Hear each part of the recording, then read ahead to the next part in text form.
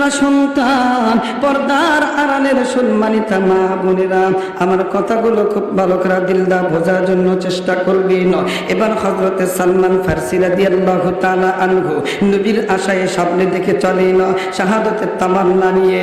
কিতাবের মধ্যে এসেছেন, ও মুসলমান বাচ্চান, কোন ব্যক্তি যদি আল্লাহ পাকের রাস্তায় শাহাদাতের আশা আর তামান্না নিয়ে রাজপথে যখন হাঁটে, আল্লাহ পাক রব্বুল আলামিন বলেন তখন ওই ব্যক্তিকে আমি আল্লাহ জান্নাতি হিসাবে কবুল কইরা রে।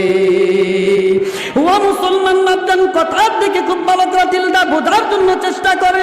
নবীর আর একটি সাহাবীর কথা মাঝখানে বলতে চাই। আল্লাহর রাসূলের একটি সাহাবী ছিল, নাম ছিল হযরতে সাদ রাদিয়াল্লাহু তাআলা আনহু। হযরতে সাদ রাদিয়াল্লাহু তাআলা আনহুর শরীরটা একটু কালা রঙের ছিল। বলে শরীরটা কালা হওয়ার কারণে কোনো মেয়ে পছন্দ করত না। এরকম ভাবে বয়স অনেক অতিক্রম হওয়ার পর একটা মেয়ের সঙ্গে সুন্দর করে বিবাহের জন্য ডেট ফিক্সড হয়ে যায়। হযরতে সাদ রাদিয়াল্লাহু তাআলা আনহু 400 দিরহাম নিয়ে বিবাহের বাজার করার জন্য চলে যায়।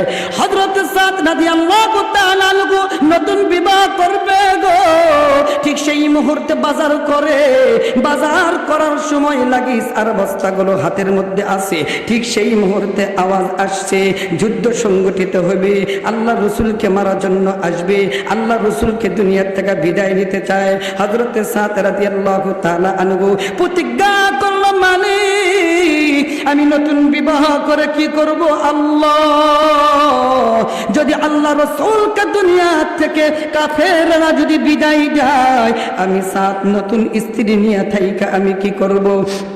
বিবাহর বাজার বন্ধ করে দিল।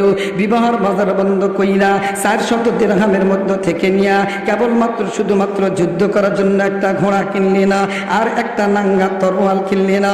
এই তরোয়াল লইয়া আর এই ঘোড়াটা লইয়া আল্লাহ রাসূলের ইজ্জতকে হেফাজত করার জন্য কোরআনের পক্ষে জিহাদের ময়দানে নেমে গেল গো। যুদ্ধ করতে করতে হঠাৎ করে সাহাবায়ে কেরাম শহীদ হয়ে গেল। এর মধ্যে হযরতে সাদ রাদিয়াল্লাহু তাআলা আনহু শহীদ হয়ে গেল। শহীদের কথাটা যখন চলে আসলো, আল্লাহর রাসূল কারীম সাল্লাল্লাহু আলাইহি ওয়াসাল্লাম হাঁটি হাঁটি পা পা করে রণাঙ্গনে চলে গেলেন। যুদ্ধের ময়দানে গিয়া বলে এই মুসলমানদের বলে শহীদের লাশগুলো একটা একটা করে সুন্দর করে শ্রেণীবিন্যাস কইরা তাদেরকে হেফাজত করার পর হঠাৎ সাহাবায়ে কেরাম ভিড় জুগাইছে।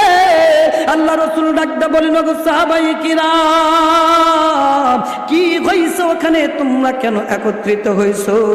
সাহাবায়ে কেরাম বলেন, ইয়া রাসূলুল্লাহ, ইয়া হাবিবাল্লাহ, আমরা এমন একজন শহীদের পাশে দাঁড়ায় আছি। কে শহীদ হয়েছে? বলে হযরতে সাদ রাদিয়াল্লাহু তাআলা আনহু শহীদ হয়ে গেছে। আল্লাহ রাসূল কারীম সাল্লাল্লাহু আলাইহি ওয়াসাল্লাম হযরতে সাদের পাশে দাঁড়ায় গেলেন। শহীদের পাশে দাঁড়ায়া আল্লাহ রাসূল চোখ থেকে গেলে টিপ টিপ করে পানি ফেলায়, মালিকের দরবারে দোয়া করে, আল্লাহ এই সাহাবায়ে কেরাম শুধু তোমার পাগল নয়, এই সাহাবায়ে কেরাম আমার পাগল। আল্লাহু আকবার বলেন। ওগো রব্বুল আলামিন, এই সাহাবায়ে কেরাম আমার জন্য আজকে জান দিয়ে দিয়েছে, এই সাহাবায়ে কেরাম আজকে আমার জন্য রক্ত দিয়েছে, জীবন দিয়েছে। এই বলে খালি খন্দন করেন, ফিকরা ফিকরা কান্দেন। হঠাৎ করে রাসূল কারীম সাল্লাল্লাহু আলাইহি ওয়াসাল্লাম সুন্দর করে আবার মুস্কি মুস্কি হাসিন। আল্লাহু আকবার বলেন। হযরত সিদ্দিক আকবর রাদিয়াল্লাহু তাআলা আনহু, আবু বকর সিদ্দিক রাদিয়াল্লাহু তাআলা আনহু, হযরত ওমর ফারুক রাদিয়াল্লাহু তাআলা আনহু, হযরত বেলাল রাদিয়াল্লাহু তাআলা আনহু, হযরত উসমান রাদিয়াল্লাহু তাআলা আনহু আল্লাহর রাসূলকে ডাকতে বলেন, ইয়া রাসূলুল্লাহ, ইয়া হাবিবাল্লাহ, হযরত সাদের পাশে আপনি আসলেন না, দীর্ঘ সময় পর্যন্ত খালি চোখ থেকে টিপ টিপ করে পানি ফালাইলেন আর কন্দন করলেন, ফিকরা ফিকরা কাঁদলেন। ইয়া রাসূলুল্লাহ, ইয়া রাসূলুল্লাহ, ইয়া হাবিবাল্লাহ, মাত্র ব্যবধান কয়েকটা মিনিট, এরপর খালি মুস্কি মুস্কি কেন হাসিন না? আল্লাহ রাসূল ডাকতে বলেন, এরে আবু বকর, এরে ওমর, এরে ওসমান, এরে বেলাল, তোমরা জানো না আমি যেই কারণে আমি কন্দন করলাম, যেই কারণে আমি চোখ থেকে পানি বের করলাম, সেটি হলো হযরত সাদ এমন একটি সাহাবী, ওয়াল্লাযীনা মাহু আশিদ্দাউ আলাল কুফফার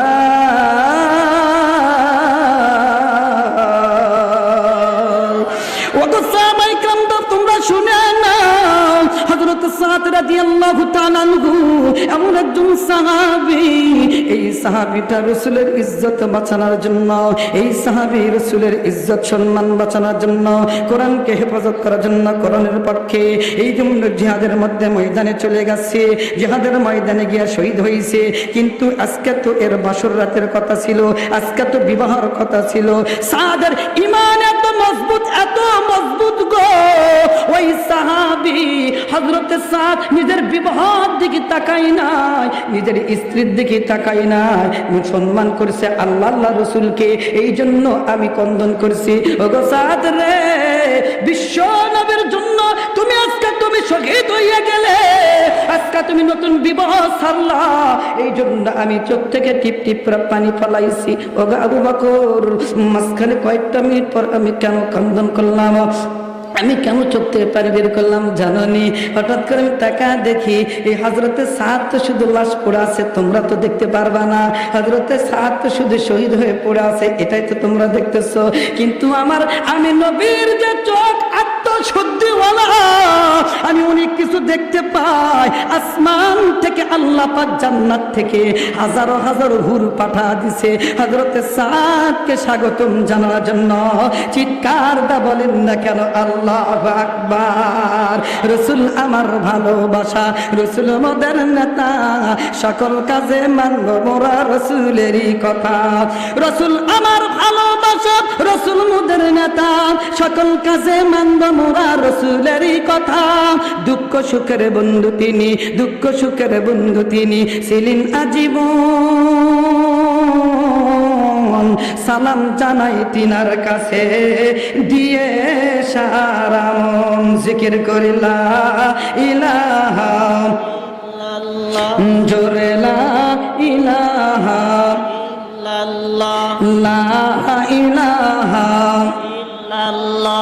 দুনিয়াতে যুগে যুগে আসিন আর লাখ নবী, সবার শেষে আসিন জানো মুহাম্মদ আরবি।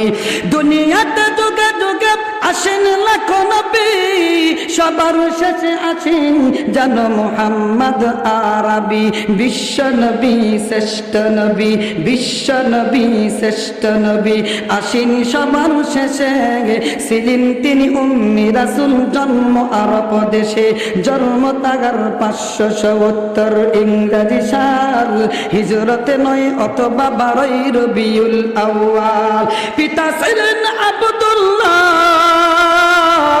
মাতা আমিনা, নানার বাড়ি ছিলেন তিনার সোনার মদিনায়। কালেমার জিকির লা ইলাহা, জোরে লা ইলাহা। दुनिया ये सदाकत में तेरा नाम रहेगा, दुनिया ये सदाकत में तेरा नाम रहेगा, साद तेरा नाम से इस्लाम